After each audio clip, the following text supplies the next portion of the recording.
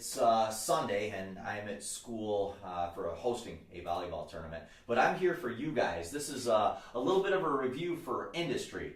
And if you guys are out in the internet world somewhere, I don't know where that is, this is going to be based for the New York State Regents exam. So I'm going to hit a lot of the power targets for that exam, and maybe if I'm a good teacher, I'll go a little bit further than that. Thanks for watching. Industry, or as Mark Twain said, the Gilded Age. It's a time where American cities are growing and building. It's the time of the skyscraper and the factories. America is really growing up with the cities at the same time. So industry is really fueled by immigrants. There's a strong wave of immigrants that is going to come to the United States around the turn of the century, so the 1900s. And all these immigrants, well, it's a cheap labor force. So these people who are building these factories, these businesses across the country, they can pay these people very little wages because they come here with nothing. Remember, a lot of these immigrants come through Ellis Island. Ellis Island is in New York City. And if you guys are interested in learning about that, you can take a virtual tour of Ellis Island. Heck, maybe some of your ancestors came through there. They used to check for things, diseases. They used to actually give literacy tests to see if they could read. And towards the end of this big push of immigration, when we actually try and stop it, they're going to use some of those literacy tests to stop immigrants from coming in. So hopefully you just made a connection there with like Jim Crow and black codes that was going on in the South with African Americans. I mean, something completely different. Remember, in the South, we're trying to keep African Americans from having any political power, and how you do that is you take away the vote. But when unions start to form, they want to limit immigrants because, well, let's talk about unions in the next clip. You know, for a long time, workers did not really have a lot of power because of these massive waves of immigrants. And unions will start to form. Now, unions is not a new and inventive thing that came out of the United States. It was going on for a really long time. We used to call them guilds, and then it's just changed over time. But what unions do is they form to collectively bargain. Okay, what collective bargaining means, it's when managers and workers sit at a table and try and talk about things like wages that at this time were very low, working conditions that were very, very dangerous, maybe even benefits, right? Some of your parents have health benefits through their employment, or they have vacation time, right? At the turn of the century, a lot of these things were not offered to workers.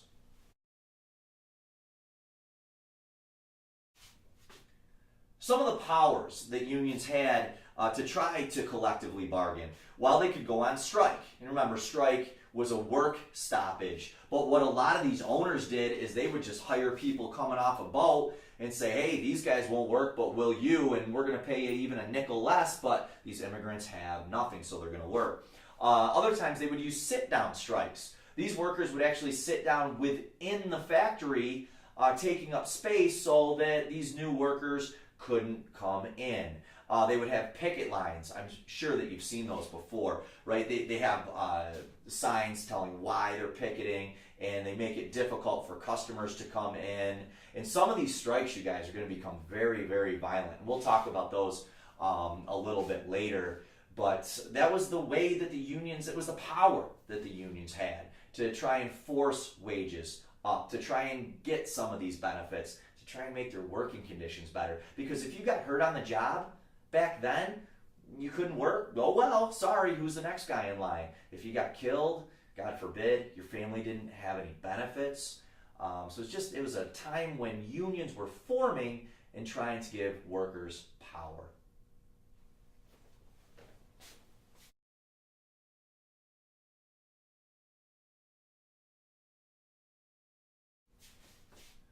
Now, in that last clip, I probably made it sound like everything was dreary, and believe me, for a lot of people, It was not an easy life. It was not good times. However, there was technological advances because of this industrialization that was going on. Remember, again, industrialization, some people refer to it as the Gilded Age.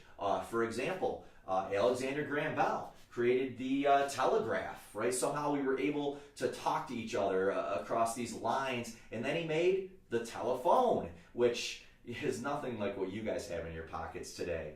It was actually, again, a bunch of wires that were connected. But then there's Thomas Edison. And remember, he uses carbonized cardboard to invent the light bulb. And he really does. He vanquishes the night. And think about how he has changed our lives, right? I mean, you guys, a lot of you sit in lecture hall B in the middle of the school, and remember, if there's a zombie apocalypse, this is where you want to be. But the lights are on, and you can see. We can work at night now. Before, we couldn't do that. Sporting events, right? If you guys play sports or you go to watch sporting events, most of those take place at night, and that was because of Thomas Edison. Boy, if you guys stop and think about it, all of the inventions that are going to come because of the light bulb, or I guess the advancements that we're going to make because of the light bulb. You know, people being able to work longer hours. I mean, I know some of you guys don't like that, but did that help us push even further into the industrial age at a faster pace is really what I'm trying to say. Poorly.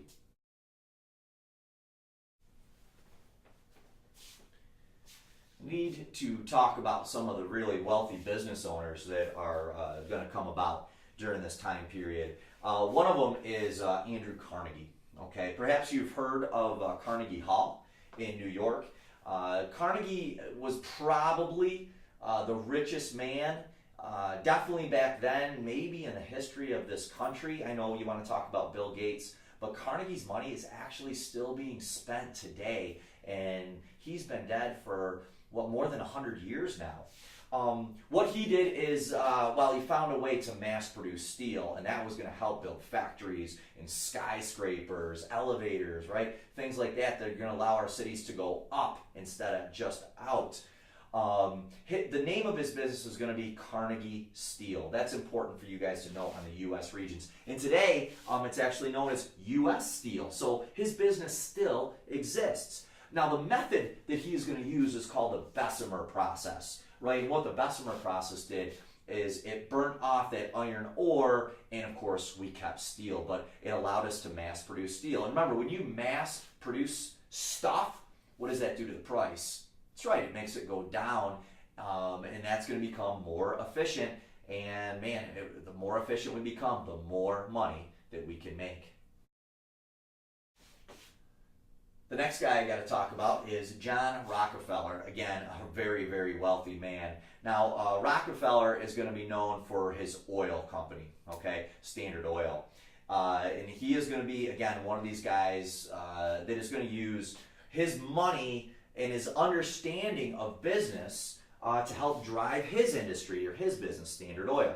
He's going to buy train companies. He is going to buy the land where we can find the oil, and of course he's going to manufacture the oil. And because we really used to get all of our oil from whales, and I don't know if you guys realize this, but the space station today that's up there floating around somewhere, it still uses whale oil.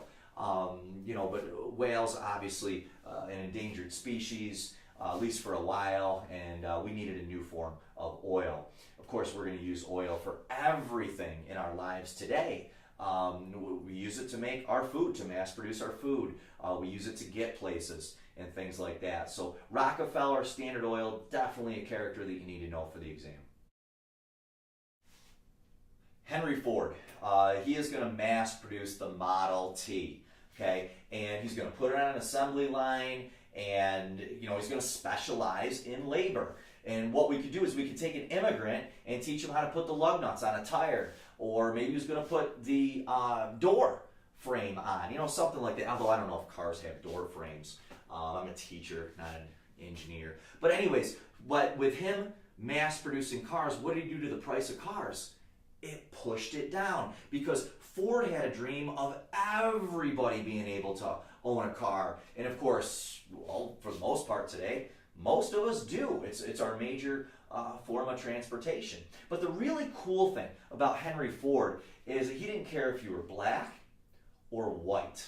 He was going to pay you the same. Now that was not always going to happen in other industries. So we got to give Ford some kudos for just seeing a worker and nothing else.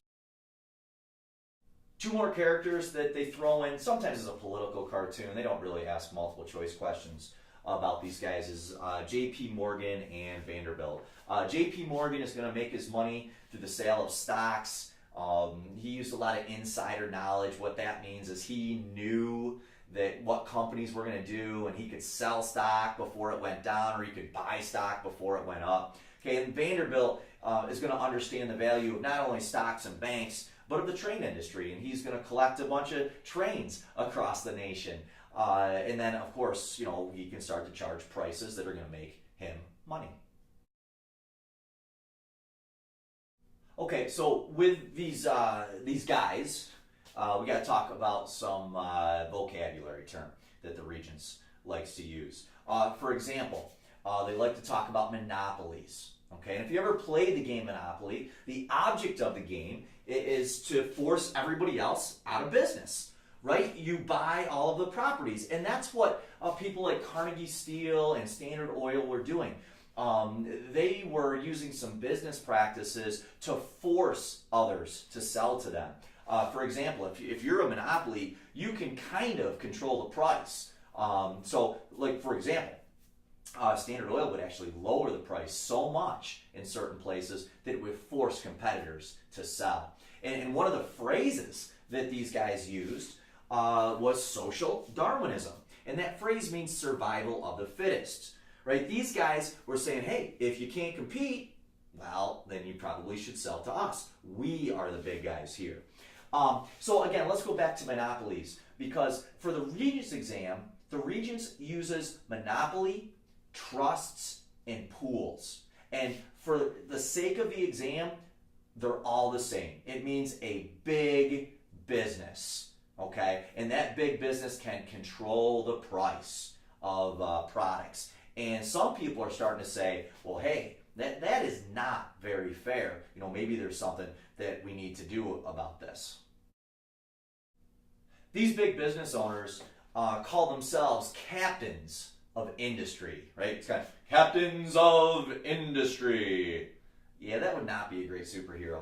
But it was a positive term, right? They were growing industry in this country. They were controlling it. They were steering it, captains of industry. So for them, that was a positive term. Because remember, they looked at themselves, hey, without us, where would you guys work? Who would be making money? And all of these immigrants and Americans who are working, you know, we are starting to create this middle class that will continue to grow throughout the turn of the century. But some people refer to them as robber barons. If you guys think back to feudal times, you had the baron at the top, and then everybody else had to help underneath, you know, serve that baron. And you'll see some political cartoons sometimes with workers literally holding these captains of industry on their backs. So captains of industry, usually a positive term. Robber baron, usually a not. And what these guys, excuse me, too much coffee. What these guys argued was laissez-faire, right? That's another term that you guys used in global studies. And really what it meant is, hey, government, stay out of our business. Right? Because whenever government gets involved, it does cost businesses money. However, does it make Americans safer? Well, it probably does. Because look, let's think about it.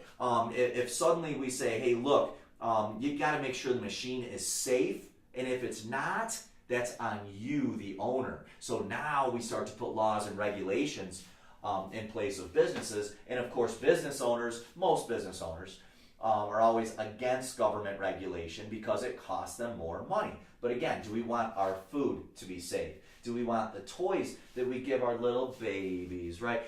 Do we want that to be safe? Well, of course we do. But at this time, people were arguing laissez-faire. Government, stay out. Don't force the wages up, right? Governor Cuomo has just made fast food workers in this state a little rich. richer, right? By what, 2020, if you're a fast food worker, I think you're going to make $12 an hour in upstate New York and $15 an hour in downstate or in the city. That will cost businesses, and will they lay people off?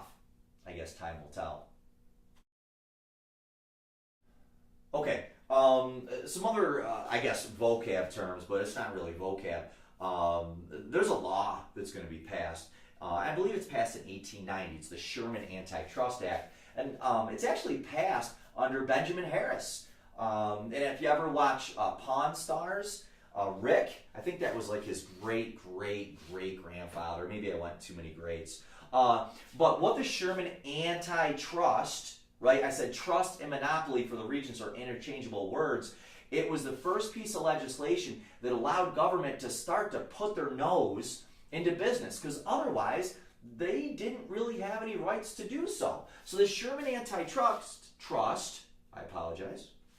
the Sherman Antitrust Act is really going to allow businesses to be regulated a little bit by monopolies. Now, we're going to need some more legislation when it comes to monopolies, and in 1914, the Clayton Antitrust Act is going to come about. And without going into too much history, they both say antitrust, so think break up monopoly or break up big business, and you're going to get that question right on the Regents exam.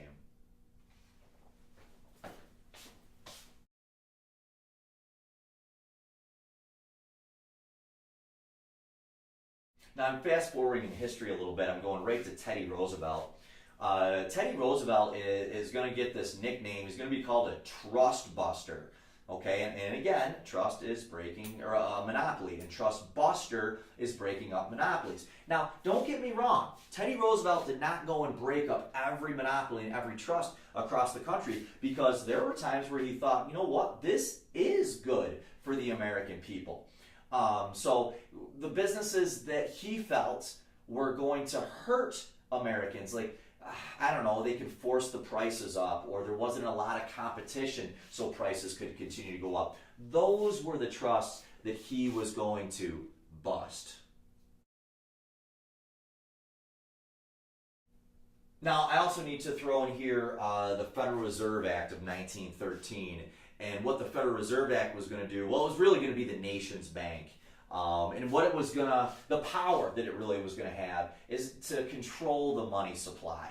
Okay, so we have to make sure that the government also has money to deal with disasters, wars. Who knows? You never know with what the U.S. government is going to need money for. Okay, so the Federal Reserve Act comes out in 1913. Now, there's a court case, the Northern Securities Company versus the United States, and I do not remember the date of this off my head, but when I edit it, I'll put it like right about here. But anyways, what this court case is, it was a breaking up of railroads. All of a sudden, this guy, and his name is lost to me in history, but he merges these 4 railroad companies together. And the government says, whoa, wait a minute. This looks like a trust or a monopoly. So they're going to use the Sherman Antitrust Act and the Clayton Antitrust Act is well, we can do this. We can start to regulate businesses and break up monopolies. Every once in a while, the exam likes to throw that out there. So that's it, you guys. That's industry in a nutshell. I hope I didn't bore you too much. I hope you learned a little something. But most of all, if you're out there on the internet and you like this, share it with others. Maybe it'll help. Spread the knowledge.